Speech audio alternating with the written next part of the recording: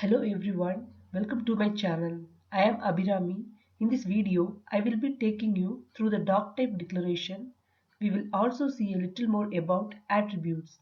We will also go through head tag and various elements it encloses. Finally, we will learn about emmet. In the previous video, we have seen the basic structure of HTML, starting with the HTML as the parent element. However, as per HTML specific, we should add a doctype declaration at the start of the document well before the HTML tag.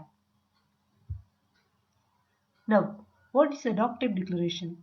Doctype declaration is nothing but an information we pass to the browser stating what document type the browser should expect. In our case, the document type is always a HTML since we are writing HTML page. The syntax of doc type for HTML5 is as it is highlighted. All the HTML documents should start with the doc type as mentioned in the syntax. This is W3C recommendation. The syntax we have seen in the previous slide for the doc type applies only to HTML5. In older versions of HTML, there were other syntaxes as well for doc types. For a list of older doc types, please refer to the URL given in the slide for more details. But for the purpose of the course, we will be using only through the doc type for HTML5, which is the current standard. Head tag. Let's now see the head tag in more details.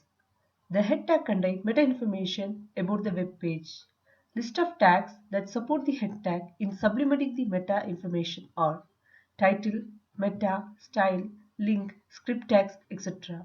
Information stored in the head tag is not displayed in the document area of the browser.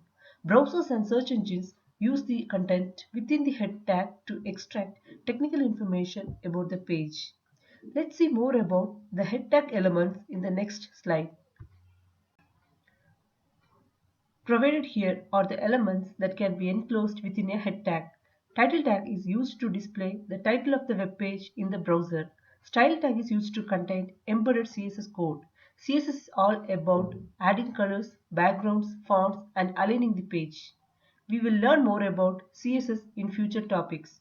The link tag is used to define the relationship between the current HTML document and an external resource such as external style sheet. Base tag is used to define a base URL for all relative URLs. The script tag is used to contain script or external scripts. This tag is not always added to the head tag. Some developers add it to the bottom of the body tag for a faster page load. The no script tag is used to check if the browser supports scripts or not. It can also be used to check if the scripting is manually disabled by the user in the browser. Meta tag contains metadata information about the HTML page. A web page can contain more than one meta tag. We will see more examples of the meta tag in the next slide. Examples of using meta tag. To define keywords using meta tag, use the syntax meta name equal to keywords, content equal to HTML, CSS, JavaScript. The keywords will be used by search engines such as Google, Bing, etc. To describe a web page, use metaname equal to description and content equal to your description. To inform on who is the author of the page, use metaname equal to author and content equal to author of the page. To autoscale your page content, use metaname equal to viewport. Viewport is nothing but the visible area of the web page. A viewport will be smaller in small device such as mobile phone and larger in PCs or laptops. For the viewport example given in the slide, width equal to device width, which is the width of the screen you are using, and initial scale is initial zoom size when the page is loaded in a browser. There is yet another attribute for meta tag called HTTP-EQ. This attribute will be used by servers to gather information about the page you have created. The HTTP-EQ is similar to a HTTP header. Even though there are many HTTP-EQ attribute values, we will specifically look into two of them in detail here. If the HTTP-EQ is refreshed, then the page you have created will be refreshed based on the interval provided in the content. In the example provided here, page will be refreshed every 10 seconds. Content type is the most used HTTP EQ value. It is used to tell the server that your page is HTML file and the content you serve is encoded in UTF-8 format. There are yet many more HTTP equals. Please refer to the reference URL for more values for HTTP equiv. In the previous video, we have seen that attributes add additional meaning to the HTML tags. Let's see here some more information on the attributes. Attributes should be always added in the start tag. In the example given, href is an attribute to the A or the anchor tag, and you can see it's enclosed within the start anchor tag. There are four ways of specifying an attribute within a tag. Method 1. Empty attribute syntax. Example, input disabled. In this example, there is only the attribute name and it doesn't have any value. Method 2. Uncoded attribute value syntax. Example, input value equal to yes. Here the attribute name is value and the attribute value is s. Method 3. Single quoted attribute value syntax. Example, input type equal to test. As you can see, the attribute value text is enclosed in a single quote. Method 4. Double quoted attribute value syntax. Example, input type equal to test. This is similar to the previous method, but the attribute value here is enclosed in a double quote. Let's see some common attribute in HTML which will be used across almost all tags in HTML.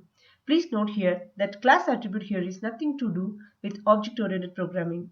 ID specifies an unique identifier for the element. W3C suggests that there must not be multiple elements in a document that have the same ID value.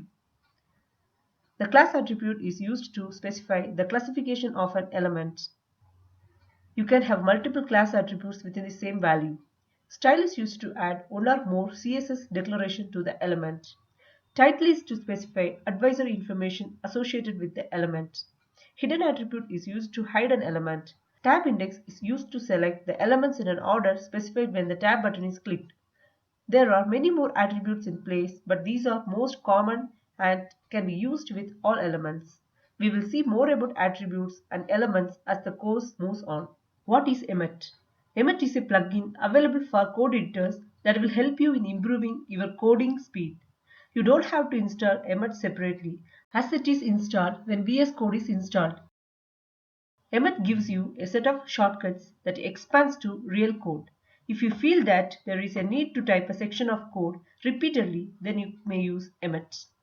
For example, if you need to repeat the div tag for 5 times, you can just type div*5 in the VS Code. I have given another example of Emmet taken from the Emmet site itself that expands to even bigger code.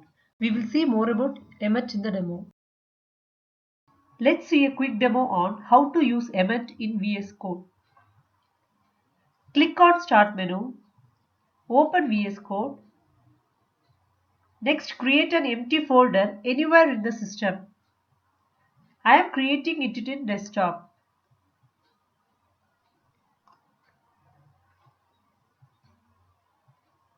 And name it as HTML. Now drag and drop the empty HTML folder to the VS Code.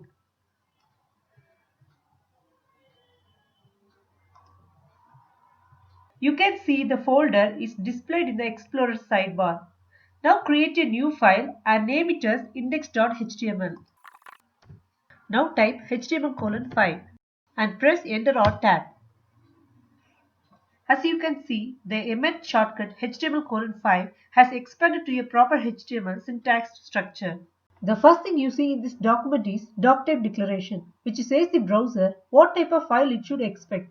Please note that doc type is not a tag, it's a declaration. The next element you see is a HTML tag. Within HTML tag, there are head and body tags, which are siblings. Within head tag, there is a meta tag and title tag. The title tag carries the title of the page. You can change it as you wish. In this specific document, there are two meta tags created by the Emmet.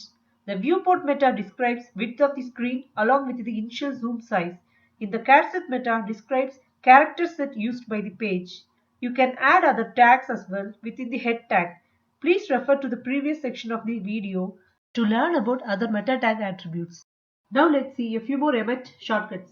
Don't worry about the tag names I am going to use now, as I will be covering them in future lessons. Let's see a few Emmet characters and their corresponding expansion. The first character we are going to see is the dot character. Dot when added next to an element followed by a text will create a class for an element, and the text you have given next to the dot will become the class name. For example, consider we have an element named div and give a dot next to the div. Now type a name or a text. Now press tab or enter. As you can see, the shortcut is now expanded to its full structure. The next character is hash. Hash is similar to the dot character. Hash will get converted to the ID attribute when added next to the element.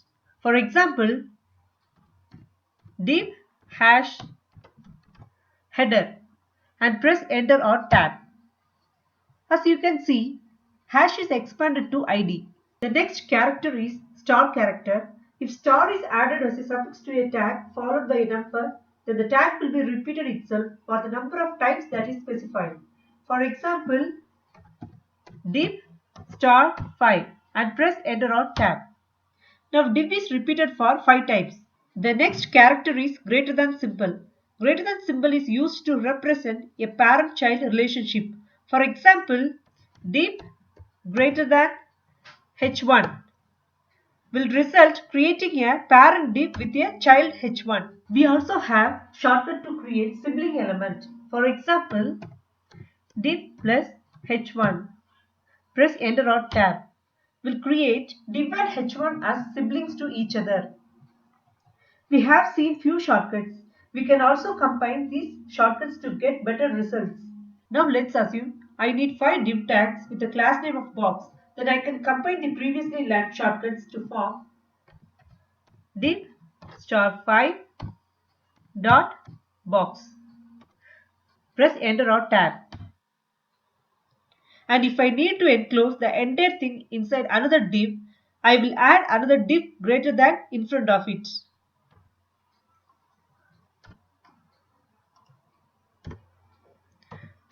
Div greater than div star 5 dot box. That's all about Emmets in this video. If you need more information on Emmets, please visit the site emmet.io. That's all for this lesson and thank you for watching this video. If you like this video, please click on the like button. To get updates as we upload more videos, please click on the subscribe button. Thank you.